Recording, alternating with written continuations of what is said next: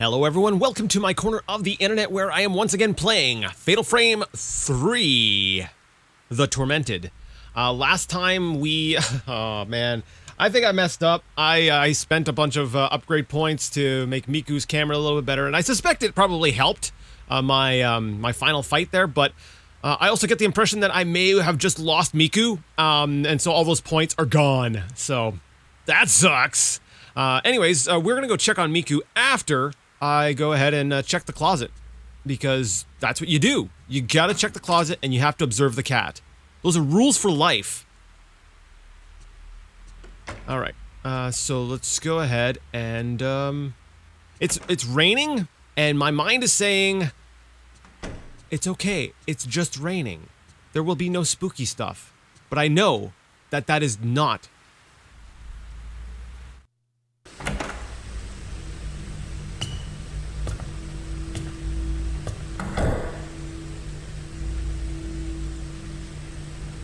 Miku?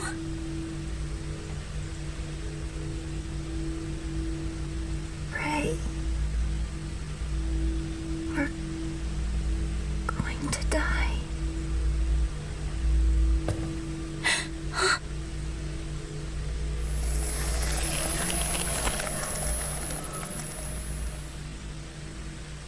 Now I understand. These tattoos are my punishment for living. For living on. For surviving that day.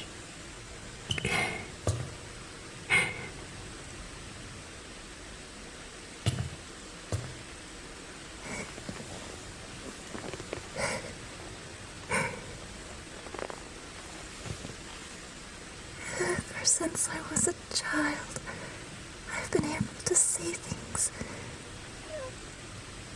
other people can't. My brother was the only one who understood me. That's why I know. I know that we're going to die. Miku. Oh, Miku. We can get through this thing together. Everything's gonna be okay.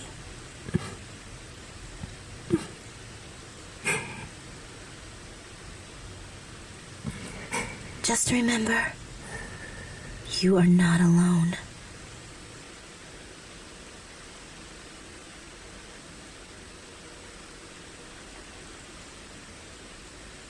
Thank you.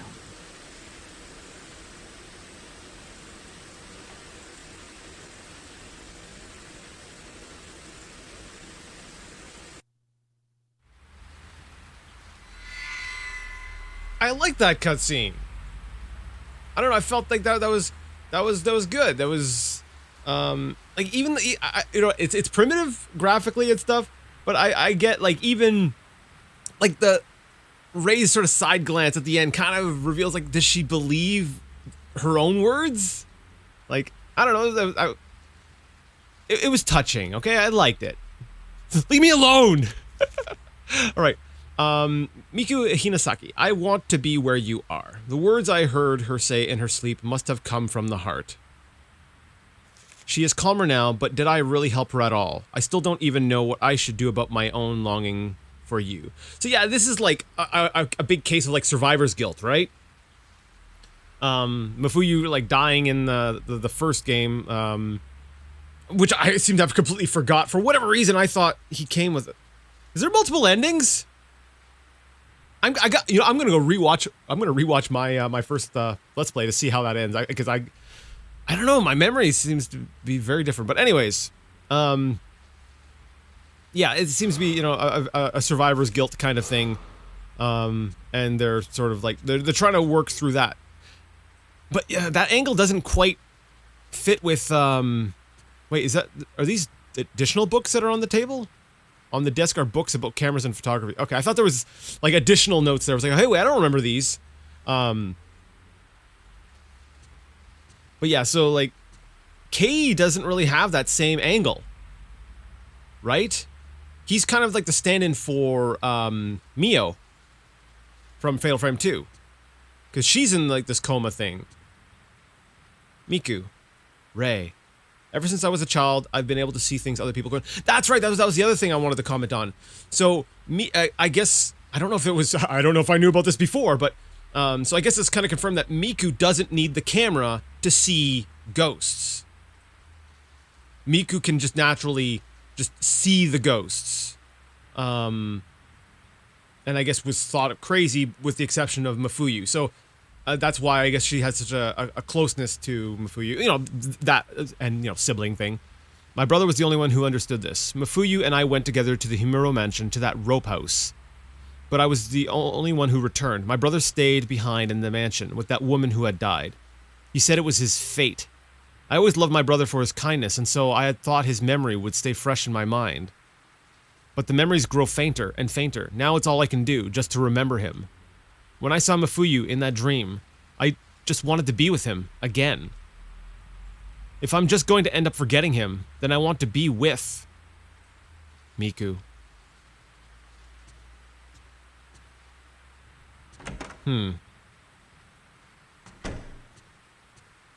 It's an interesting theme, because I feel like... I mean, actually, I'm trying to think about it. Like, the first game just feels very... It's standard sort of horror thing. I don't feel like there's a theme to it, maybe, necessarily. This one here definitely has the... Like, the second one is, like, twins, which is, again, not really a social thing. I guess it could still be considered a theme. Should I go back up to the attic? Okay, I'm gonna do like a run around of like the bottom floor. If nothing happens, then I'm going to assume that because it's raining, just raining, and there's no spooky sounds, that there's not gonna be anything up in the attic. Sure, we're gonna make those leaps and those assumptions. Oh, observe the cat.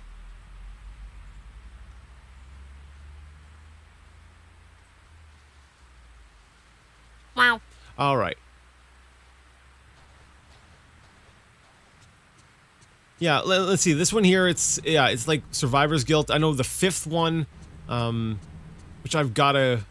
part of me is like, I want to replay it now, because it is one I've played, so it's not really... I'm not really worried about spoilers. But... You know, it tackles, like, suicide and stuff, so... Nothing? Nothing. Okay.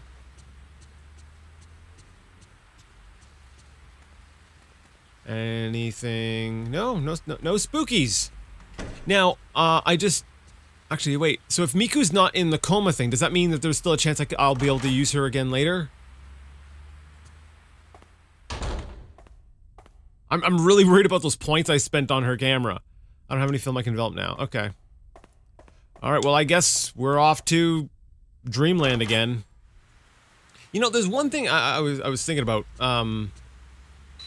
like in the... Okay, actually, this is probably gonna be in... You tell me, am I really supposed to be alive?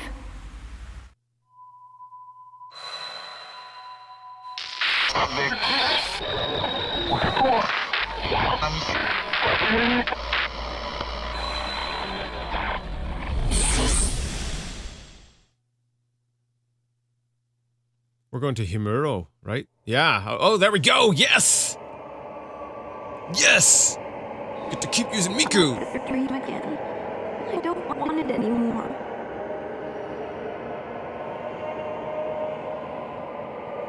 Alright. Yes, we get to use Miku. I'm like, I got to use those... I'm getting to use, my upgraded camera. Alright, let's... There's an item behind the thing. Let's go behind the thing and grab the item. There's something on the floor. Herbal medicine. In the first two games, there was a very much so... I think it's really more of a problem with the first game. Not so much the second. I might as well save here, right? Right? Anyways, mostly in the first game where there was this, like, item scarcity. You know, that's kind of where the survival part of survival horror comes from, right? You know, that item scarcity and management. And So yeah, we want to head, I guess, north from here, so through the mask room. Anyways, and in the second game wasn't hard enough. It wasn't really challenging enough for that to really be a problem.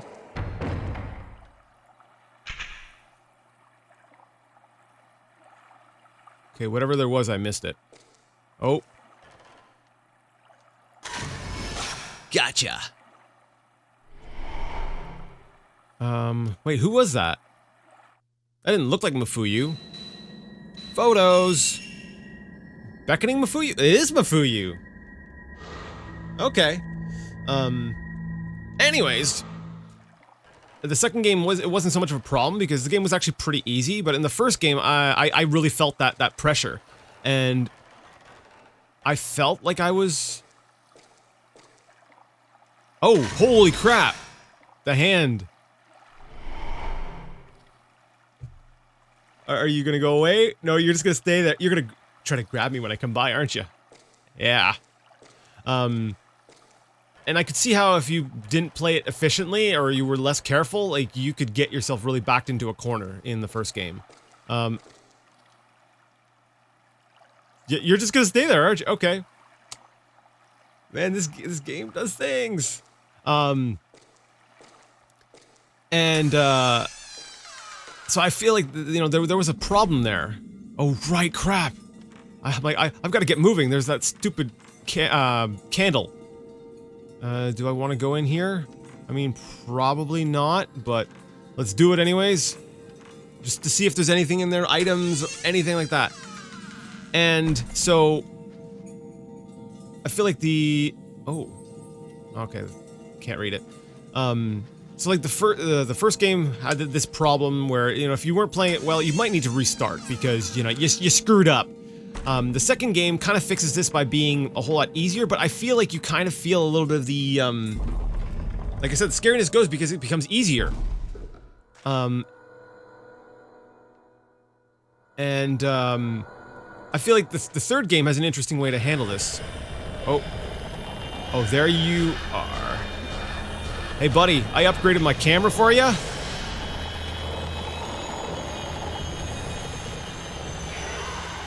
I just don't know where you are. Darn it. You blinked. You messed up my picture.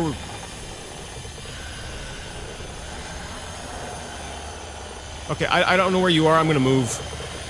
You're in the wall. Ooh, okay. Nope, you're in front of me. Oh, these... Okay, turn.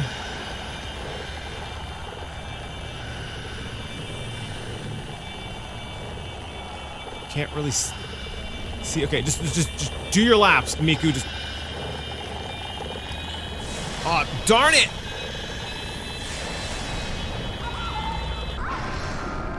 That's not gonna help. No, that's not gonna help either. No, stop pushing. Oh, I thought I ripped and pieced. Rip and pieced, yes. I don't have any more stone mirrors, so it is double herbal medicine time. Oh, this is not good. Okay. This is, in fact, this is bad. Okay, charge.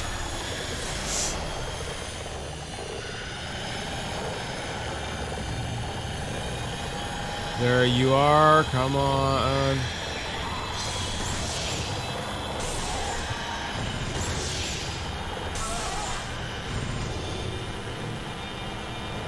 Okay, come on. Just take it! Right on the fatal frame. Okay. Come on, charge. He's gonna disappear. Nope, he's not.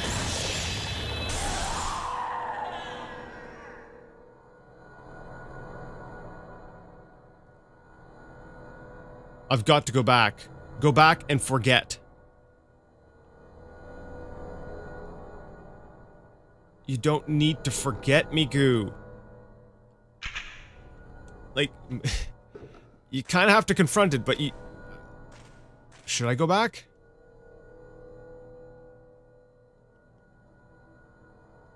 Okay, is the game giving me a choice right now? Because I'm kind of torn here because, I know going in deeper. Okay, typical, like, we'll say ghost entrapment, entrapment aside, you know, if you got the grief thing, running away from it, like, is basically pushing it down and you're not confronting it, you're not dealing with it. You don't just forget things, you want to move through it, you want to acknowledge it, you gotta sit with those feelings, as uncomfortable as they are. So, part of me is like, well, you want to go ahead, you want to go forward and see those feelings, you don't want to run away from them. But that's kind of at odds with the fact that the path in the game for confronting that means that you're getting trapped by Ghost Lady. So, you know, so do I go back or do I follow Mafuyu? I go back. They put us in front of the door. I've got to go back to reality, to Rei.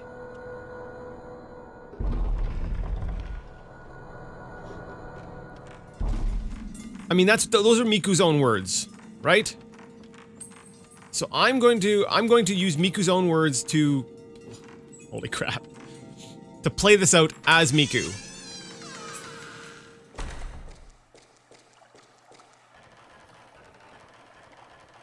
Yeah, we're gonna leave. We've already used up 2 herbal medicine anyways. Let's go back. Oh, and that brings me back to what I was talking about before. Fatal Frame 3 amps up the difficulty again, so it feels a lot more like number 1. But its way of dealing with the difficulty is very different than the way or dealing with that scarcity is different. It won't open. Why? I've got to go in, don't I? I've got to follow. All right. Oh no. One, it has a difficulty setting. I chose normal because I don't know. I guess I'd gotten used to number 2, and I was like, okay, I can handle this. Yeah, it's hard. It's actually pretty tough. But the main thing it does is having these reset points in the chapters. Being able to leave the mansion is actually a good way of resetting things. You can get your health back. You get your healing items back. You get your film refilled. It's kind of a trick that I think was ultimately, I've got to go back, I've got to stop this. Oh, we've got to take a different exit. That's what it's trying to tell us. Alright.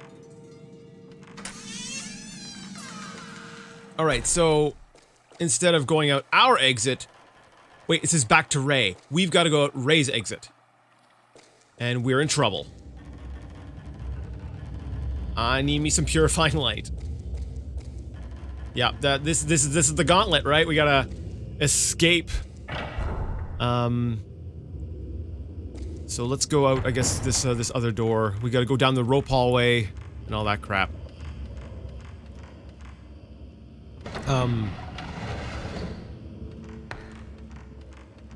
So yeah, like, I feel like, Maiden of Blackwater, in the 5th game, kind of does... I haven't played 4 yet. I'm really looking forward to getting to 4, but here we are, still playing 3. Because this is, if I recall correctly, I think this is actually, like, the longest one in the,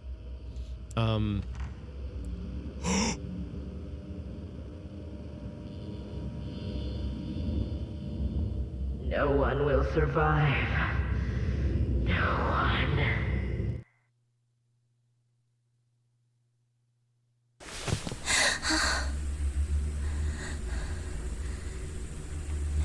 Miku.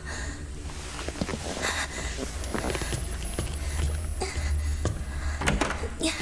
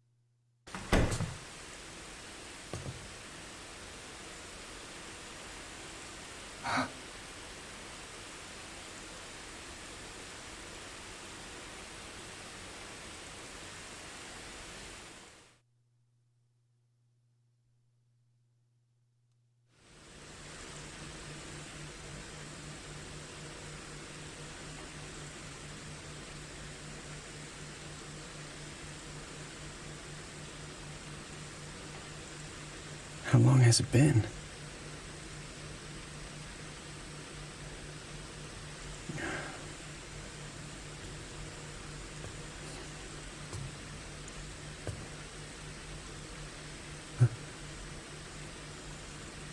I can't take any more. Are we going to die?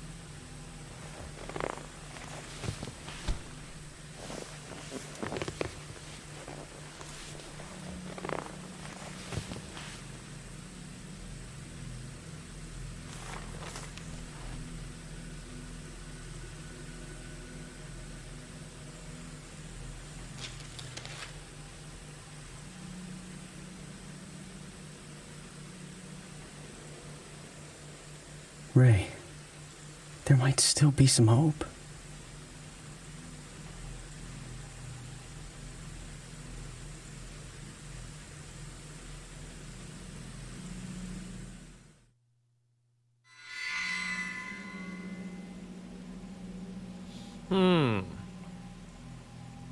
Okay, a bunch of cutscenes and stuff there. One I liked that Ray jumps out of bed, and you see the tattoo start, but she like just pushes through the tattoo. She's like, "No, I'm getting to Miku." So like, I liked that the attitude there. She was just like, "No," like she just pushed them off, which I suspect was an intentional thing. Like it's showing you something there, because normally she sits there with it and she's like ah, you know, in pain, but like they barely have a chance to even start on her, and she's already got them like pushed aside. So I think that is an important aspect about what's going on here. Okay, yeah, I still need some time to process a little bit more, some other thoughts, but all right. So this is kind of cool. We're sitting here with Kay, and I feel like we're in the final act here. We're in the final little home stretch thing where we develop the plan, and it's like, all right, let's deal with this. I kind of like this. All right, now there is a bit of a subtle spoopy sound, which means I've got to check out the house.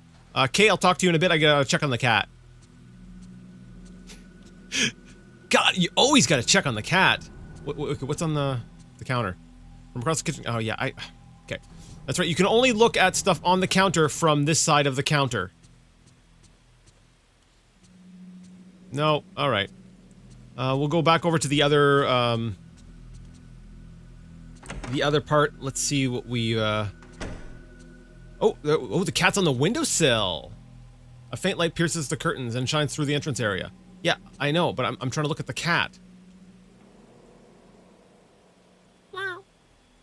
But there's no dedicated, like, look at cat animation. Where's my cat animation? You're supposed to, like, just bend over a little bit and look at the cat. Oh, the mirror. Wait, it's daytime. And we've got spooky sounds. That's different. Is it? Have we ever had spooky sounds during the day?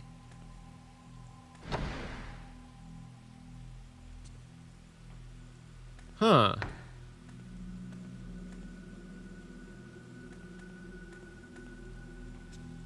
Alright, so that thing on the wall hasn't changed since... I think it changed once. I don't think it's changed again.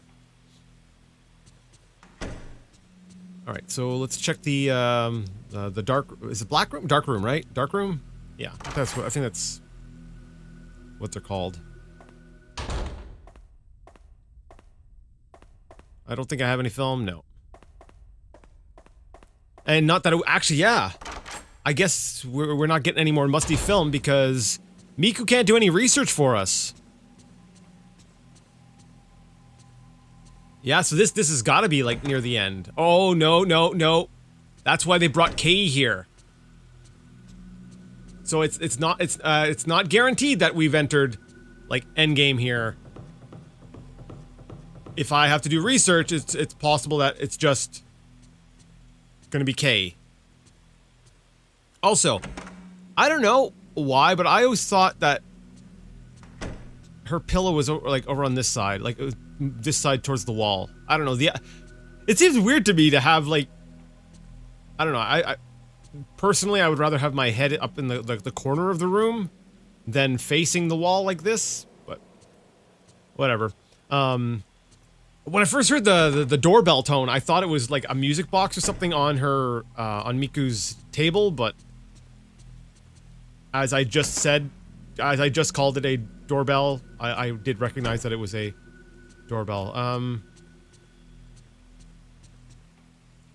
Oh, I guess there's really nothing.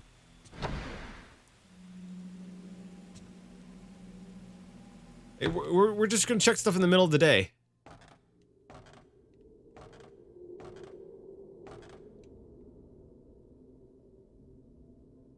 Now, that's actually another thing I thought about. With this game here, I'm pretty sure they, yeah, that's right. I think we saw a little bit of that in the second one game where you can do kind of a new game plus thing. I think you can carry over your upgrades, which might be, cause I'm like, I see no way of you getting, like, I guess you could be like, pro gamer here, and like get so many points to, I don't think you could, even if you were playing amazingly, I don't think you could get enough points to upgrade all of the cameras in one playthrough. So I suspect it's meant that like new game plus kind of thing, like replaying the game, carrying upgrades over, it would get kind of progressively easier, which I suppose you would want, especially once you unlock like the next difficulty level and stuff. All right, let's just talk to Kei. There, still may be hope. This book was left inside an old shrine not far from the Manor of Sleep. It seems to date from a time when the house was known as the Kuze House, or the Engraving Shrine. It's not easy to read much of it now, but it has something to do with a ceremony of commandment.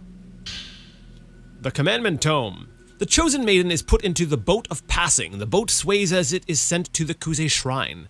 The living flesh is cut, the tattoos etched in. Pain of the holly shall be sealed within her. I feel like we've read this already before. All her love shall be interred into a mirror.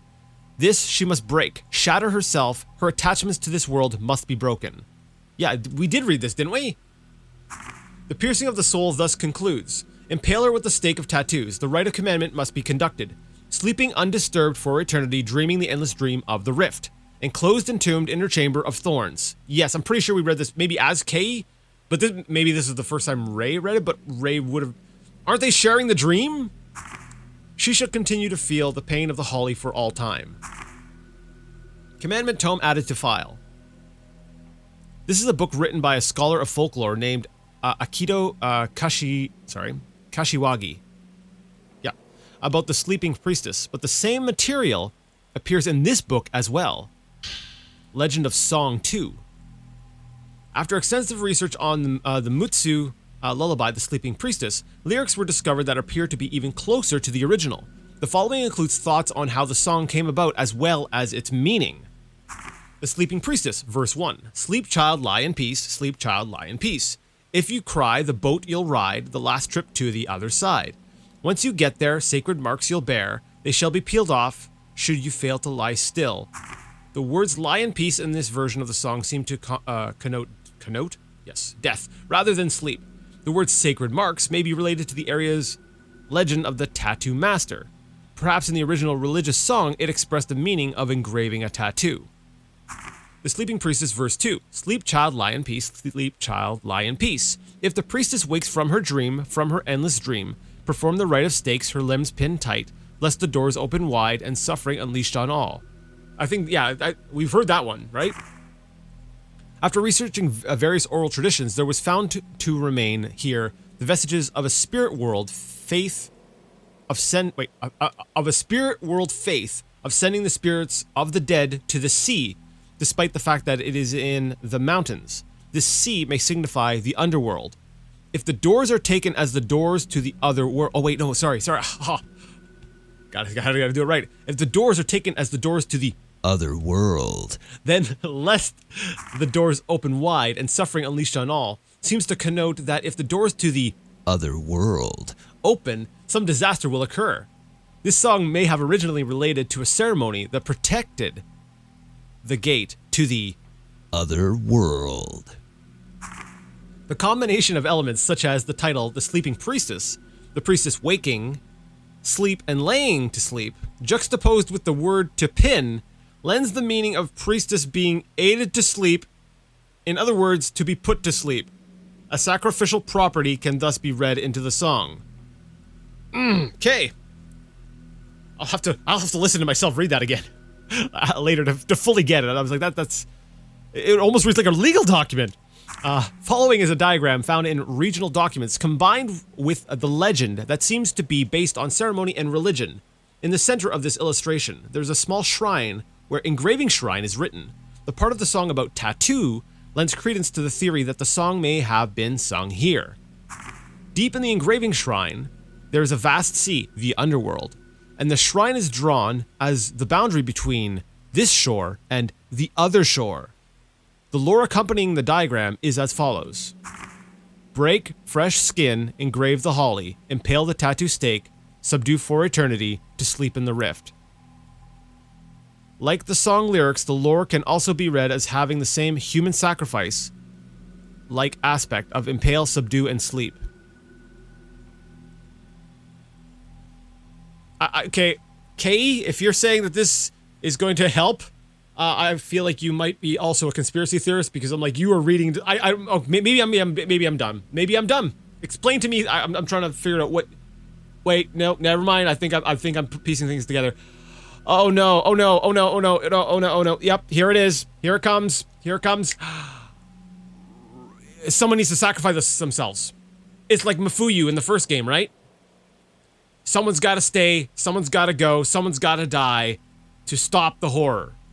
There was a botched ritual, and the ritual needs to be done correctly to stop things from happening. That's kind of what happens, right? The first game, botched ritual. Mifuyu's soul basically has to be used to,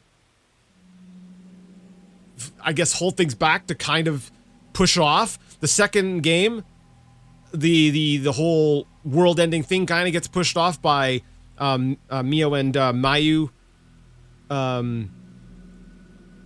basically completing a ritual. Rei's gonna die. That's my prediction. No, I kind of, despite the fact that she was kind of crap, not telling Kei stuff, I've kind of grown attached to her. I'm like, no! Maybe I'm wrong. Maybe I'm wrong. Okay. Let's move on. You added Legend of Song 2 to your file. Both of the books indicated that in the Rite of Commandment, or the Rite of the Stakes, by impaling the priestess with the tattoo stake, you subdue her for eternity. Okay, maybe we can, like, just get ghost stakes. We will get ghost stakes and impale her. Yes, that's what we will do. The doors could refer to the gates of the hell, and now for some reason they have been opened. But if we can impale the priestess's limbs with the tattoo stakes, then we may be able to put her to rest. I think the tattoo stakes are some sort of special stakes. They must be somewhere in the mansion. Okay, maybe I'm wrong. Maybe I'm wrong about the first part, but maybe I'm right about the ghost stakes. All right, we gotta get ghost stakes. Impale the priestess. I remember you said that he had found a tape with the song recorded on it. Did you happen to hear anything about it? A tape. It may be in his room. I'll go take a look. Okay. Okay, never mind. Forget what I said. But maybe not. What if the game... Ooh. Because I was like, okay, the game's history, so far, it has subverted my expectations. It has surprised me. It had a ghost with a baby carriage ram into me when I came through a door. The game is full of surprises. Okay, Rei might still die. All predictions are that if I predict everything, I can't be wrong. Right? Everyone dies. That's my prediction. The tape. I don't think it'd be on the bookshelf. The closet, I feel like if I go there, I'll just go up to the attic. Wait, maybe it's up in the attic. Maybe that's the box. Okay. I was like, hey, maybe the tape was there. Because I think we did get an item out of that box, though, right? There are cardboard boxes in the corner of Yu's room. I'm just looking for your tape. There are typed and handwritten letters and several books left out on the desk. In the desk drawer, there is a thick envelope. It is from Kei Amakura. Perhaps this is the cassette tape from the letter. Dear Yu, I got a tape on the Manor of Sleep, urban legend from a source at the hospital. A psychiatrist had recorded the medical condition of a patient. Wait, what? Okay, I'm sorry. What's this doing in the... Okay. There's a lot of background noise as it was originally recorded on a gramophone, but the content is great. It's not quite anthropology, but I think you'll be interested too. It's a lot to ask, but I'd like you to find out about the legends or cases of missing people similar to this one. Regards, Kei Amakura. It seems the cassette tape in the envelope was on the Manor of Sleep medical cases after all. Oh, did we put that away? For some reason, I had it in my head, I'm like, we actually listened to everything, but there might have been something where we were just like, we'll just go put this upstairs or something. All right, Ray, whatever. It seems as though there is one more old tape. There's 2 tapes. It's Kay's mixtape. In Yu's document file, there is a newspaper in which a man who resembles the one in the photograph appears. Land surveyors go missing. Oh, are those the people who went missing in the second game? While conducting a geological survey for the planned Minakami Dam site, Masumi Makimura, yes, that name sounds familiar, entered the Minakami Mountains and then disappeared. Makimura's fiancée, Miyako Sudo, that name also sounds familiar, went looking for him and disappeared similarly. As of yesterday, the search for them was called off and construction on the Minakami Dam resumed. The Minakami Mountain area has historically had many cases of missing persons. As myths of spirited aways are popular in the area, this incident is also rumored to be one such spirited away. The police continue to call for provision of any information related to the disappearance of the 2. After consultation with the relatives on both sides, they announced that they would be terminating the search. You added the newspaper article, Land Surveyors Go Missing, to your file. There's a notebook that says the Manor of Sleep in the drawer. Perhaps it could be useful for something. Oh man, I have a feeling I should have been reading these a lot earlier, but I'm just coming across them now. Oh no. The Manor of Sleep urban legend. Holy crap. Okay. The Manor of Sleep is an urban legend that was whispered among those in psychiatry about hospitalized patients suddenly disappearing. There are several stages to it, and it progresses like a sickness. 1. Having the same dream. The patients who later go missing first see the same dream every day, usually about dead lovers or family. Dreaming of the manor. Next, the patients dream about wandering into a large manor. It is a huge, snowy, Japanese-style house. It is laid out haphazardly as though many extensions were added. Then, deep in the manor, one discovers their dearly departed. 3. Proceeding deeper into the manor. Patients follow the dead deeper into the manor. Most patients find the same scenes and phenomena along the way. For example, hearing a lullaby, seeing a masked funeral march, or being pursued by a tattooed woman. 4. Hallucinations while awake. At this stage, the patient complains of abnormalities of the body while awake. The symptoms are common to all patients, and when they wake, they feel a sharp pain and see a growing blue bruise or snake-like tattoo. They see. So this is not confirmed by the actual hospital people. So is it just in the person's head that they see the tattoos? 5. Decrease in waking hours. At this stage, the patient's response to external stimulation grows weaker. The time spent in sleep also slowly increases. From a medical viewpoint, this is a defensive reaction to pain. So if the patients are actually in pain, it is a normal response. 6. Missing, vanishing. Then, 1 to 2 months after the first stage, the patient goes missing. Missing is the official term. It is said the patient actually vanishes, leaving only a black soot-like mark. The above mentioned is the original The Manor of Sleep urban legend, but the popular legend is more story-like and includes the following elements. 1. Strong feelings for the dead summon the first nightmare. 2. Once you follow the deceased in the dream, you can no longer return. 3. If the sleeping person dreams of a lover or friend, it will beckon that person into sleep. The Manor of Sleep disease spreads thusly. 4. Deep in the Manor of Sleep is the world of the dead, and if you make it, you can meet the deceased there.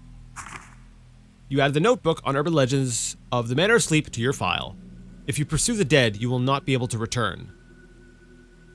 I really hope that this was only available now and I didn't read this. I couldn't have read this earlier because I feel like you could have warned Miku, even though it's probably not in the game. But even if I knew that, there's an unaddressed envelope in the desk. It seems as though there was a cassette tape inside. Perhaps it was to be sent to Kay. That looks beat up. A notebook was in the envelope!